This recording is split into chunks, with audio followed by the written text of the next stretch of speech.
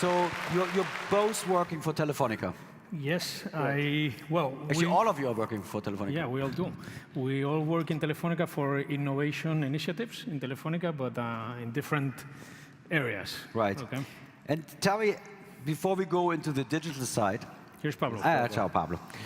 Before we go into the digital side and all you do, I would love to know a little bit about Telefónica, because you're a really large telecom company. What's the market cap? I don't know if you... market cap is close to 60 billion right now. 60 billion market cap. Yeah, used to be much better in the past. It makes you one of the, probably the largest European... I think it's, right now, worldwide is the 7th. 7th largest. Yeah. And you had a lot of growth from Latin America? Yeah, we're present in lots of countries in Latin America, except all of them except for 3, I think. We have operations also in, of course, Spain, which is our initial market, or where our hometown is. But we also have operations here in Germany and also in the UK. And like every telecom operator, I'm sure you're struggling with the cut in roaming, and you're kind of forced to reinvent yourself. And you're the answer to that issue and finding digital growth. Yeah. Is that the right way to put it? And I think we met in London many years ago, no? You probably were at NOAH London. Probably because we started, and I was the CEO of Wayra, which is our accelerator. Yes, it was 4 years ago. Yeah, probably around that, yeah. Stage in London. Yeah. That's how we meet it again. Yeah, that's great. So tell me, what are you doing at Telefónica? Maybe we start with Pablo. So I'm the CEO of Alpha. This is a new innovation unit for Telefónica. It's where Telefónica is looking to reinvent itself. We are a moonshot factory, probably the first moonshot factory in Europe. And we take the long-term view. We go after long-standing problems that can be solved with breakthrough technology that will take several years to crack. And focus on problems that could move the needle and that could have a big societal impact. Say, affect the life of more than 100 million people. So what's that? Market size is 100 million people. 100 million people, not an NGO, several billion size opportunity, but certainly do good and eventually do well. And have you invested money already in a moonshot? So the way we work is we have a team looking at hundreds of opportunities. It takes us about a year to find a moonshot. Yes, but have you done one yet? One moonshot? Yes, we've started with 2 currently. One around the chronic health space, and another one around energy, and we are about to start the 3rd one. Wonderful. Well, welcome. I have more questions for you later. So I run the Wayra in Munich. There are currently 11 Wayras across 10 different countries. And we started, well, Gonzalo started to 2011, rolling the accelerators out. This was something pretty new in 2011, especially scaling it across 2 different continents. Everywhere where Telefónica is an operator, we would have a Wayra to foster entrepreneurship. This worked pretty well the last 6 years, but I mean, you see it right now. Currently, only in Berlin, you have 196 accelerators, incubators, and labs, and every corporate is building its own. It's a bit like a comeback of the incubators, right? Because I remember there was a time where people told me incubators don't work, then the rocket internet share price came down, and then they said, I told you so. Even the experts are not able to make money with incubation. Yet, you guys are doing it now for like 4 years, or 4 years you said? More than that, 7 years. 7 years. We started in the beginning of 2011, and I think what has happened is that they have transform a little bit their model, no? And that's so you got the model to work. Are you making money? Does Telefónica make money with Wayra? How do you measure success, Gonzalo? Well, right now, what we do, well, first of all, what we're fostering is to have those startups working for Telefónica. It's a business thing.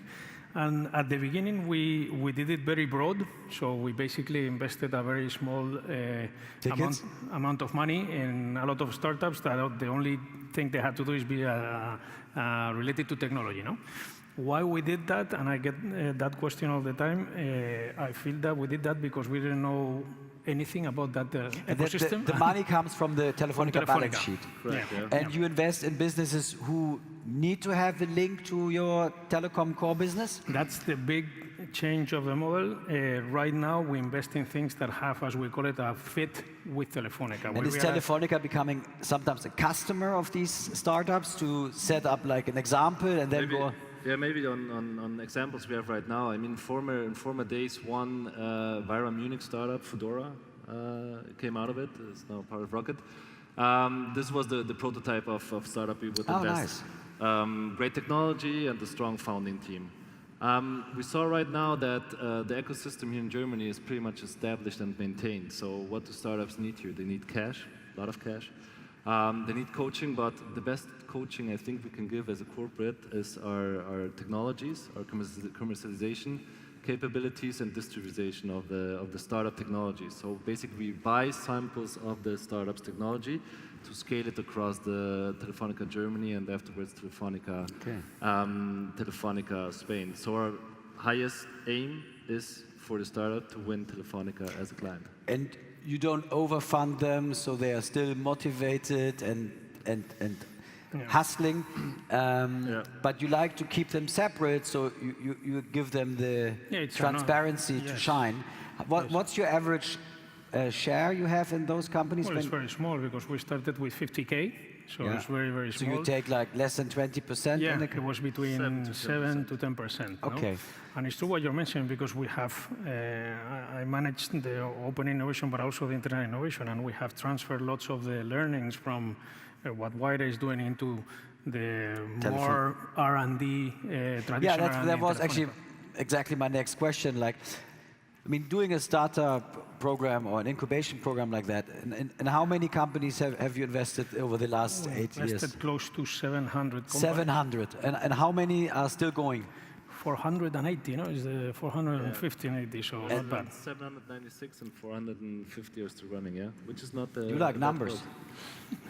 How many companies did sell or go public or you exited successfully? In total, I would not know the numbers. I know the numbers from Germany. We invested in 42 companies and 4 exited. Oh, well, that's it. That's not too bad, right? And how many are still going out of the 42? Half of it, 50%. Okay, so that's very much like VC, but it's probably better because you're coming in earlier.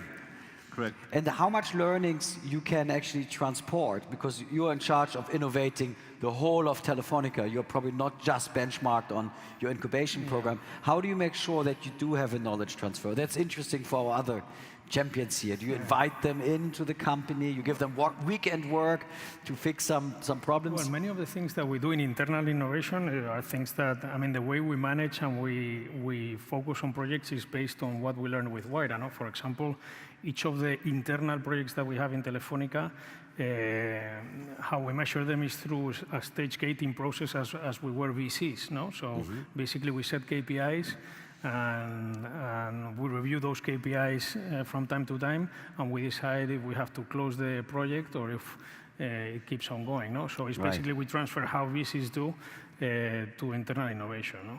Many of the things that happened, I mean, the most important thing was at the beginning was the culture, because it was very difficult for us to make a connection between startups and the traditional Telefónica. That was 7 years ago, and now we feel that has changed totally. No? There is I mean, because the most important thing is, and normally tell this to my colleagues, no? This is when I talk to the operating businesses, the people that are earning money for Telefónica, what I tell them is that this is kind of an agreement that we have reached. They're paying my salary now, so I can pay their salary in the future. No? So they understand now that it's very important for them to understand how we innovate, why innovation is important, and why we need to reach outside for other startups to innovate in the company. No? Got you. And Alpha, does that need to be linked to the telecom business? Because a moonshot might be far away from telecom. Do you have the same guidance on the moonshot approach also? That's right. Healthcare has not so much to do with telecom. That's right.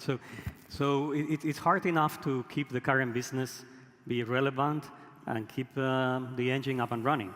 And for that, it requires a lot of internal innovation and working with the entrepreneurship system. But there are so many opportunities out there.